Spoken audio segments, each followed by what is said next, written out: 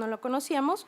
Y por otra parte, nosotros somos una institución, somos IMSS también, conocemos las limitaciones diagnósticas y terapéuticas de nuestro instituto y conocemos perfectamente cómo trabajamos o cómo podemos sacar adelante a estos pacientes. Bueno, vamos a dar inicio. Nos presentan resumidamente el caso clínico que nos comentaron, un hombre de 62 años con antecedentes hasta el inicio del cuadro clínico de exposición a mielotóxicos y un índice tabáquico importante. Clínica con adenopatía en al menos 3 sitios ganglionares, cervicales, inguinales y axilares, además de una esplenomegalia de aproximadamente 10 centímetros por debajo del reborde costal, una linfocitosis al diagnóstico de 368,000 células sin datos de leucostasis, el predominio de ellos de aspecto maduro, un inmunofenotipo al diagnóstico en sangre periférica con positividad para CD20, para CD5 y SAP70, la biopsia de hueso que con fecha de noviembre del 2015, con una celularidad al 95%, con células de aspecto linfoide, con expresión de CD20, de CD5 y negatividad para ciclina D1. Si bien la biopsia de hueso no es parte del diagnóstico de la LLC, sí es muy importante, como lo vamos a ver en la evolución, para ver el grado de infiltración de la LLC y sobre todo para en un futuro comparar o ver si la trombocitopenia o la anemia que pueda presentar después de haber recibido la terapia de tratamiento puede estar o no asociada a actividad de la enfermedad o bien a el tratamiento recibido. Se nos comentó en el resumen que no había material para estudio citogenético, consideramos que era para cariotipo, pero no pensábamos en estudios moleculares, consideramos que tampoco había material para esto mismo, dado que nosotros tampoco tenemos acceso a estudios moleculares aquí en la raza. Con todo esto se concluyó un estadio, una leucemia linfocítica crónica, Binet-C, RAI4. Lo importante de este caso clínico y lo muy resumido, como ya se comentó al inicio de toda la sesión, la leucemia linfocítica crónica, si bien es la leucemia más frecuente en la población caucásica, con una incidencia, como lo ven ustedes aquí, de 4.2 casos por 100,000 habitantes, con edad media de presentación de esta incidencia de 65 años, que se evidencia todavía más a los 80 años, en las personas mayores de 80 años, hasta 30 casos por 100,000 habitantes, con una edad media de presentación de 72 años. Esto es cierto para la población caucásica. Para nuestra población mestiza mexicana, la incidencia que se ha reportado, de hecho prácticamente no tenemos muchas referencias, pero se han hecho consensos y se ha considerado que representa del 6 al 9% de las leucemias, de totalidad de estas. Como sabemos, hay una susceptibilidad genética en los familiares de primer grado de pacientes con LLC. Estos tienen un riesgo incrementado 6 a 9 veces padecer LLC.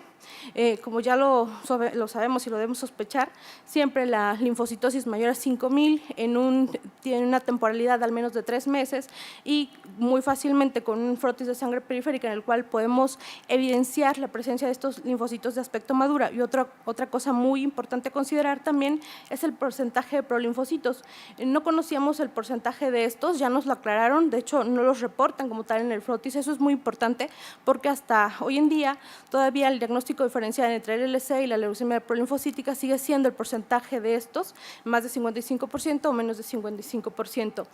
La citometría de flujo aquí muy importante porque yo creo que sí es al menos un estudio en el que podemos tener acceso a la gran mayoría de los centros.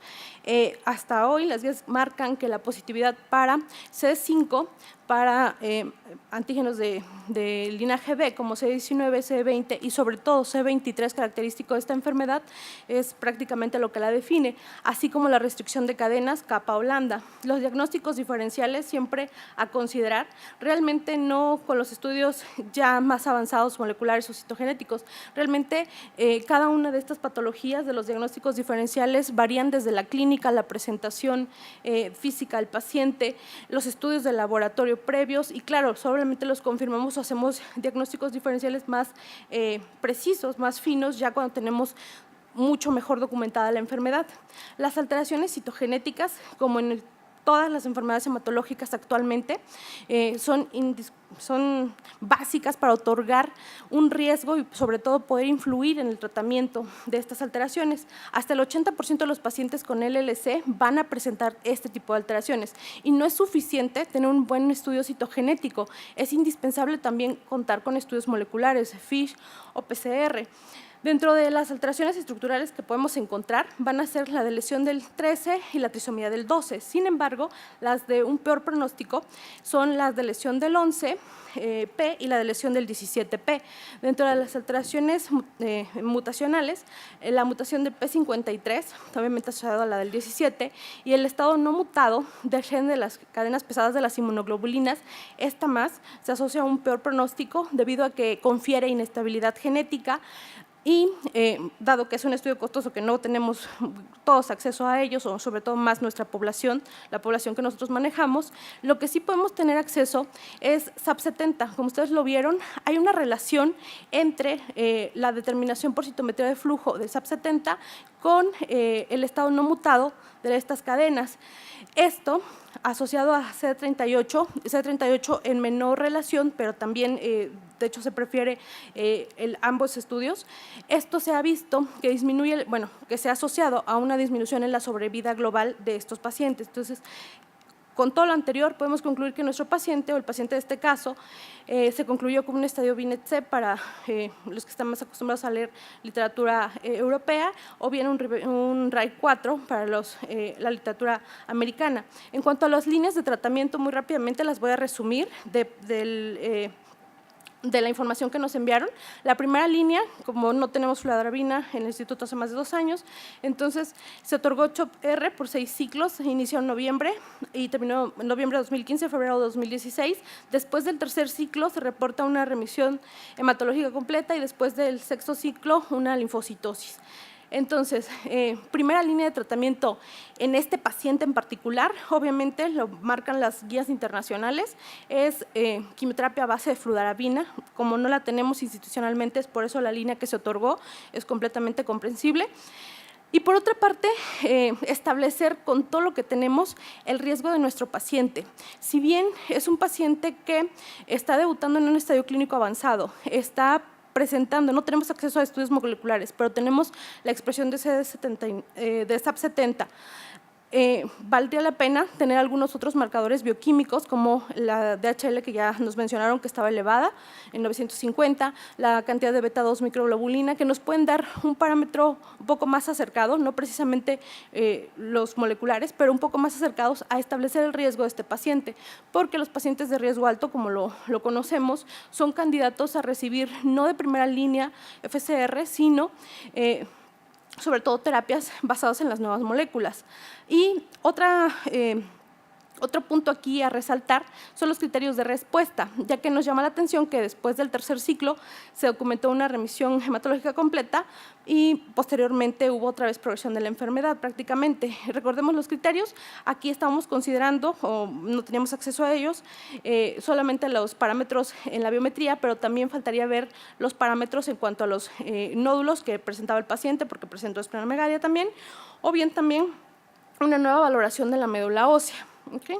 Nada más para comentarlo. La segunda línea de tratamiento, nos llama la atención que después de una línea con CHOP bajáramos la cantidad de quimioterapia que se otorgó a clorambucil-prednisona. Claro, no estamos en ese momento evaluando las condiciones, el ECOG del paciente o su tolerancia a los ciclos previos, pero es lo que teníamos de información. Se otorgaron 3 ciclos con inicio en marzo del 2016, indicado por una leucocitosis aquí de 13,000 y la respuesta posterior a estos 3 ciclos fue un incremento de la cifra de los linfocitos a 24,450. Entonces, ¿cuál fue la indicación de este tratamiento con 13,430 células?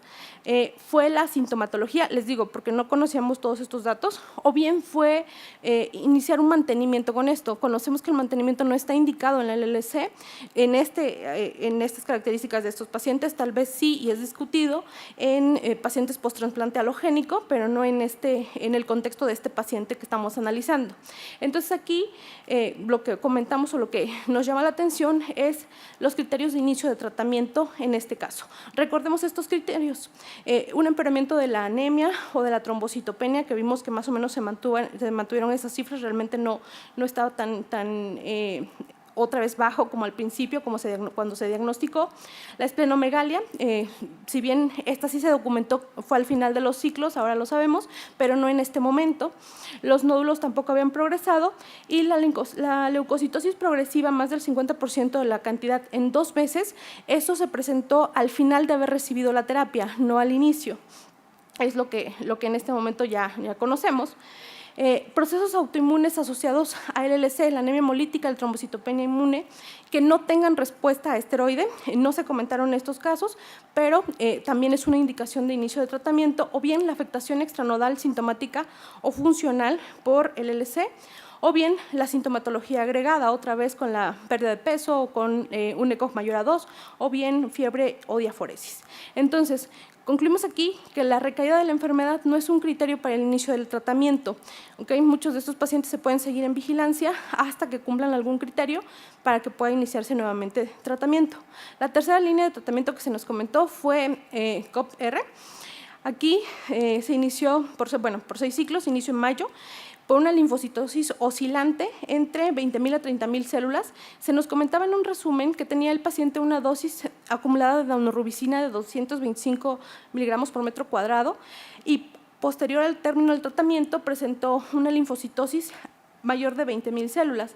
Entonces, ¿por qué la misma terapia después de tan poco tiempo del diagnóstico del paciente? El paciente se diagnosticó en octubre del 2015, el inicio del tratamiento fue en noviembre, estamos en mayo, aquí en esta cronología, entonces son 7 meses del inicio del tratamiento. Esto nos llama mucho la atención.